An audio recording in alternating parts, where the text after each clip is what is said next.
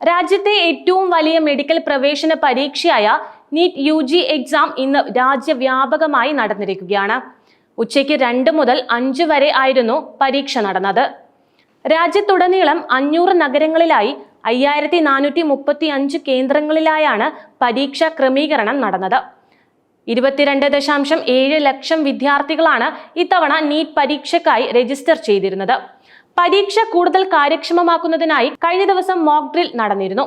ഇത്തവണ പരീക്ഷാ കേന്ദ്രങ്ങളുടെ ഭൂരിഭാഗവും സർക്കാർ അല്ലെങ്കിൽ എയ്ഡഡ് വിദ്യാഭ്യാസ സ്ഥാപനങ്ങളിലാണ് ഒരുക്കിയിരുന്നത്. കഴിഞ്ഞ വർഷം നടന്ന ക്രമക്കേടുകളെ തുടർന്ന് ഇത്തവണ കർശന നിയന്ത്രണങ്ങളാണ് ഏർപ്പെടുത്തിയിരിക്കുന്നതെന്ന് കേന്ദ്ര സർക്കാർ വ്യക്തമാക്കിയിരുന്നു. കഴിഞ്ഞ വർഷം നടന്ന ചോദ്യപേപ്പർ ചോർച്ച സംഭവവുമായി ബന്ധപ്പെട്ട് CBI അന്വേഷണം തുടരുകയാണ് ഇപ്പോഴും. കേസിൽ ക്രമക്കേടുകൾ തെളിയിക്കപ്പെട്ടതിനെ തുടർന്ന് 250 MBBS വിദ്യാർത്ഥികൾക്കെതിരെ നടപടിയെടുത്തതായും റിപ്പോർട്ടിൽ പറഞ്ഞിരുന്നു.